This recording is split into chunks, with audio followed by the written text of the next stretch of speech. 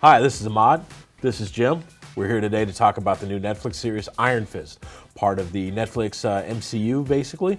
I kind of want to talk to Jim. We've seen the first couple of episodes. We're going to give you a nice spoiler-free conversation, basic impressions and things of that nature. Yeah, I'll be the one reviewing it for IGN. So, Ahmad, hit me. What is the first question here? First of all, let's just talk. Give the audience an overview of what they can kind of expect from this particular series.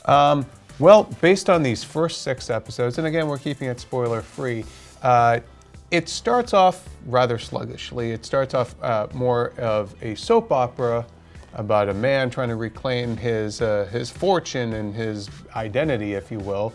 And then it gets into more of the superhero stuff. But overall, I thought it was just okay with some good moments, but it didn't really grab me the way any of the other Marvel shows has. But you had a more specific thing. Yeah, totally. It's a tad different, but first of all, let's just jump into a couple of specific details. Specifically, let's talk about the look and feel, because this one definitely had a different look and feel than the other Marvel shows. And that's not necessarily, I don't want to say a bad thing, but it's a far more sterile looking show. Like the way all the other MCU shows have been very street level, very grounded. That is the whole thing. These are basically the street level Avengers that we're building to with the Defenders. But this one is high rises, and we're talking about rich folks here, and they're living. A lot of the scenes are set in boardrooms, Condos and boardrooms. Condos and boardrooms. So it has a different vibe to it, but it also has the vibe of a lot of those 80s and 90s like primetime soap operas where rich people were doing their scheming and all that, and a lot of the scenes were just set in these boardrooms and stuff like that. And it definitely felt like you're in a different part of the MCU's Manhattan, which is good, you know, but it just felt like any other TV show. It didn't have anything really special about the way it looked, I felt. Yeah, it's definitely there's a different economic strata that this show takes place in relation to pretty much all of the other Netflix Marvel characters we've seen this far. But it's not quite jarring, but it's very different in terms of what we're used to seeing. As far as the story and the writing, what were you feeling there?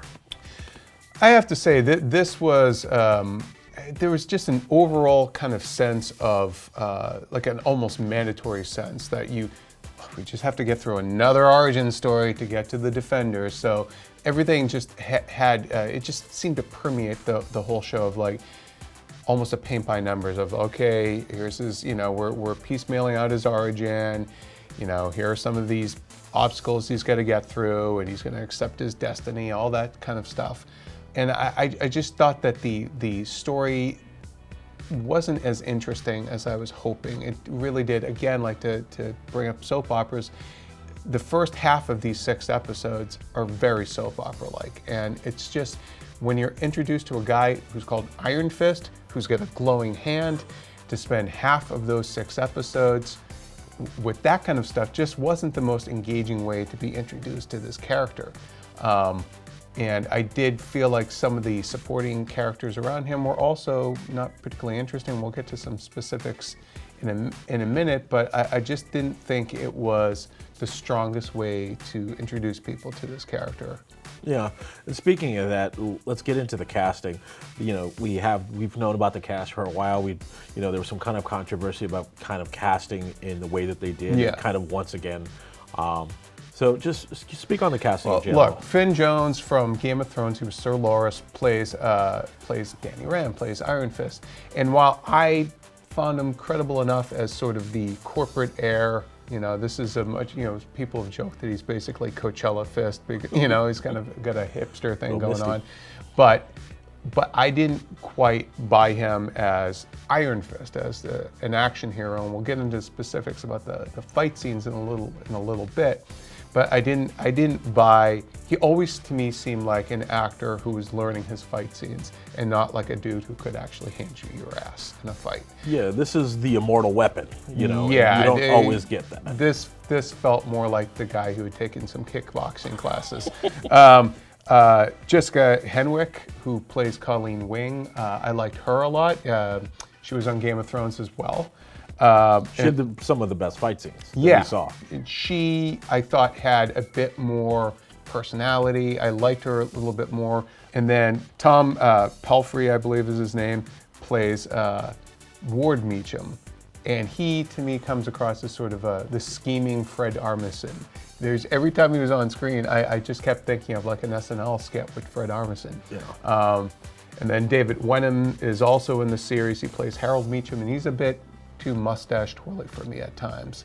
And then Rosario Dawson is also back as Claire Temple. And Carrie Ann Moss returns. Yes. Briefly. As Jerry Hogarth.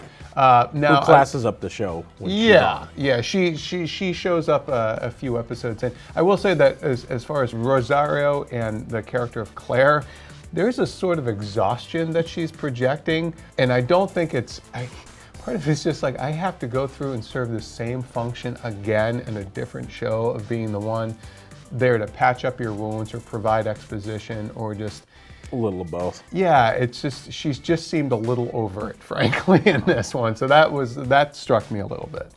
Overall, so we've kind of touched on a couple of things here, but overall, what was your impression of the entire series that you've seen such far? I thought it was of the 6 episodes, and it was getting better incrementally and more comic booky as we got to episode 6. 6 is very far from episode 1. It's the most comic booky and it was the one I enjoyed the most, and it's directed by the RZA, who Wu-Tang. did The Man with the Iron Fists with Russell Crowe a few years back. So I felt like it did incrementally get better the more it got into the martial arts and comic booky stuff. However, I felt like it was the weakest of the 4 solo series that we've seen so far.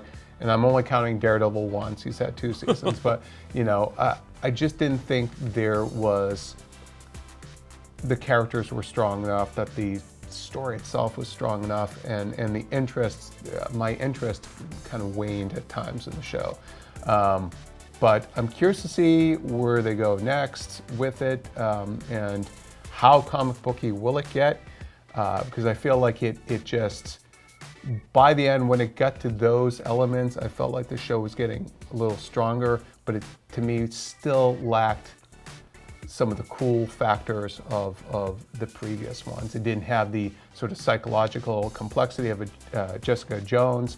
It didn't really have the style of Luke Cage, and it didn't really have the bare knuckle sort of grittiness and bravado of Daredevil. So to me, it just felt the most kind of lukewarm of all of them. It'll be interesting to see if the next couple of episodes get into more of the Brubaker faction run, which they seem to hint at in a couple of places. And I think there's some fertile territory there, and I think if they go in that direction, it could get more. And on the comics note, it does have sort of, they're following a little bit of how Marvel Premiere introduced Danny Rand back in the 70s, of having him just come back to New York, and there's flashes back to his origin. So they're kind of taking that idea, but in taking it in a more mundane direction, I felt like. So tell everybody when they can see it. All right, so this starts streaming on Netflix on March 17th. I will be doing more spoilerish reviews of all the episodes at that time. So consider this one as spoiler-free, a kind of recap of how we felt about the first 6. But yes, come March 17th, we'll be having all our reviews going up. Yeah, so you can come back here for all things Iron Fist. Head back to IGN.